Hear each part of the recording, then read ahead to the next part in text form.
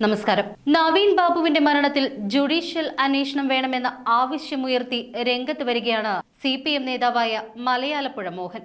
നിലവിലെ അന്വേഷണം തൃപ്തികരമല്ല എന്നും പ്രശാന്തൻ നൽകിയെന്ന് പറയുന്ന പരാതി വ്യാജമാണോ എന്ന് മുഖ്യമന്ത്രിയുടെ ഓഫീസ് തന്നെ സ്ഥിരീകരിക്കണമെന്നും മലയാലപ്പുഴ മോഹൻ ആവശ്യപ്പെട്ടു.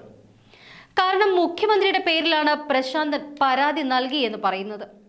അങ്ങനെയെങ്കിൽ ഇതിന്റെ സത്യാവസ്ഥ ജനങ്ങളെ ബോധ്യപ്പെടുത്തേണ്ടത് മുഖ്യമന്ത്രിയുടെ ഉത്തരവാദിത്തമാണ്. ഇതോടെ കേസിൽ മുഖ്യമന്ത്രിയുടെ ഓഫീസ് കൂടി സംശയ നിഴലിലാവുന്ന സാഹചര്യത്തിലേക്കാണ് കാര്യങ്ങളുടെ പോക്ക്. നവീൻ ബാബുവിന്റെ മരണത്തിൽ കണ്ണൂർ കളക്ടർക്കെതിരെയും മലയാളപ്പുഴ മോഹൻ ആരോപണം ഉന്നയിച്ചിരുന്നു. കണ്ണൂർ കളക്ടർക്ക് പിന്നിൽ മറ്റാരോ ഉണ്ട് എന്നും അതാണ് പോലീസിന് നൽകിയ മൊഴിയിൽ നിന്ന് മനസ്സിലാകുന്നത് എന്നും മലയാളപ്പുഴ മോഹനൻ ആരോപിച്ചു. കളക്ടറെ കൊണ്ട് ആരോ പറയിപ്പിച്ചതാണ് ഇത് എന്നും കളക്ടറെ തൽസ്ഥാനത്ത് നിന്നും മാറ്റണമെന്നും ആദ്യം തന്നെ ആവശ്യപ്പെട്ടത് മലയാളപ്പുഴ മോഹനാണ്. കൈക്കൂലി ആരോപണം ഉയർന്ന സംഭവത്തിലെ ബിനാമി ഇടപാടുകളടക്കം പരിശോധിക്കണം, സംഭവത്തിന് പിന്നിലെ രഹസ്യ അജണ്ട പുറത്തു വരണം, കുറ്റക്കാർ ആര് തന്നെയായാലും ശിക്ഷിക്കപ്പെടണമെന്നും മലയാളപ്പുഴ മോഹൻ ആവശ്യപ്പെട്ടു. നവീൻ ബാബുവിന്റെ മരണത്തിന് ശേഷമാണ് പരാതിക്കത്ത് ഉണ്ടാക്കിയത് എന്നും അത് അന്വേഷിക്കാത്തത് എന്താണ് എന്നും മോഹനൻ ചോദിച്ചു. നവീൻ ബാബുവിന്റെ മരണം ആത്മഹത്യയാണ് എന്ന് കരുതുന്നില്ല. ദിവ്യയ്ക്ക് പിന്നിലും മറ്റാരൊക്കെയോ ഉണ്ട്. ജോലിയിൽ നിന്ന് വിരമിച്ച ശേഷം നവീൻ ഔദ്യോഗിക വസതിയിലെത്തി ആത്മഹത്യ ചെയ്തുവെന്ന് വിശ്വസിക്കുന്നില്ല എന്നും മോഹൻ പറഞ്ഞു. ഒരു CPM നേതാവ് തന്നെ ഇത്തരത്തിൽ മുഖ്യമന്ത്രിക്കെതിരെ രംഗത്ത് വരുമ്പോൾ പാർട്ടിക്ക് ഇത് വലിയ രീതിയിൽ തിരിച്ചടിയാവുമെന്ന് ഉറപ്പാണ്. കളക്ടറെ കൊണ്ട് മറ്റാരോ പറയിപ്പിച്ചതാണ് ഈ മൊഴി എന്ന് മോഹൻ ആരോപിക്കുമ്പോൾ കളക്ടറുടെ മൊഴിമാറ്റം എവിടെ വെച്ചാണ് സംഭവിച്ചത് എന്ന് എല്ലാവർക്കും അറിയാവുന്ന കാര്യമാണ്.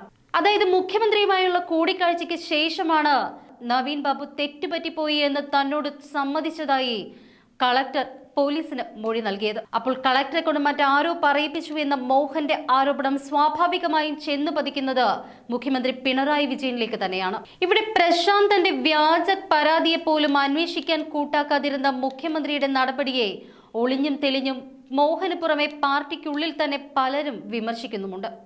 ADM നവീൻ ബാബുവിന്റെ യാത്രയയപ്പ് യോഗത്തിലേക്ക് ദിവ്യ എത്തിയത് ആസൂത്രണം ചെയ്താണ് എന്ന് പോലീസിന്റെ റിമാൻഡ് റിപ്പോർട്ടിൽ തന്നെ വ്യക്തമാക്കുന്ന കാര്യമാണ്.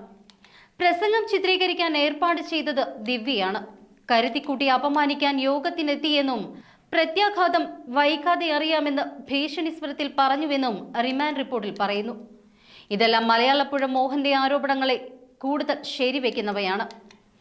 ദൃശ്യങ്ങൾ സോഷ്യൽ മീഡിയ വഴി പ്രചരിപ്പിച്ചു. ഇത് ADMന് കടുത്ത മാനസിക പ്രയാസമുണ്ടാക്കി. ക്രിമിനൽ മനോഭാവം വെളിവായി. കുറ്റവാസനയോടും ആസൂത്രണത്തോടും കൂടിയാണ് ദിവ്യ എത്തിയത്. ദിവ്യ മുൻപ് പല കേസുകളിലും പ്രതിയാണ് എന്നതുൾപ്പെടെ ഗുരുതരമായ ആരോപണങ്ങളാണ് റിമാൻഡ് റിപ്പോർട്ടിലുള്ളത്. ഉപഹാര വിതരണത്തിൽ പങ്കെടുക്കാത്തത് ക്ഷണിച്ചിട്ടില്ല എന്നതിന്റെ തെളിവാണ്. വേദിയിൽ ഇരിപ്പിടം മറ്റാരോ ഒഴിഞ്ഞു കൊടുക്കുകയായിരുന്നു. ചിത്രീകരിക്കാൻ മാധ്യമപ്രവർത്തകരെ ഏർപ്പാടാക്കുകയായിരുന്നു.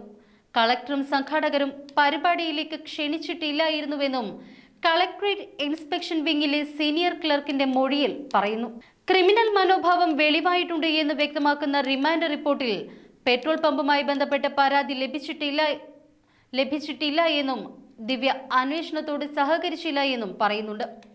കുറ്റവാസനയോടും ആസൂത്രണ മനോഭാവത്തോടും കൂടി കുറ്റകൃത്യം നേരിട്ട് നടപ്പിൽ വരുത്തിയെന്നും അന്വേഷണത്തോട് സഹകരിക്കാതെ ഒളിവിൽ കഴിഞ്ഞുവെന്നും റിപ്പോർട്ടിലുണ്ട്.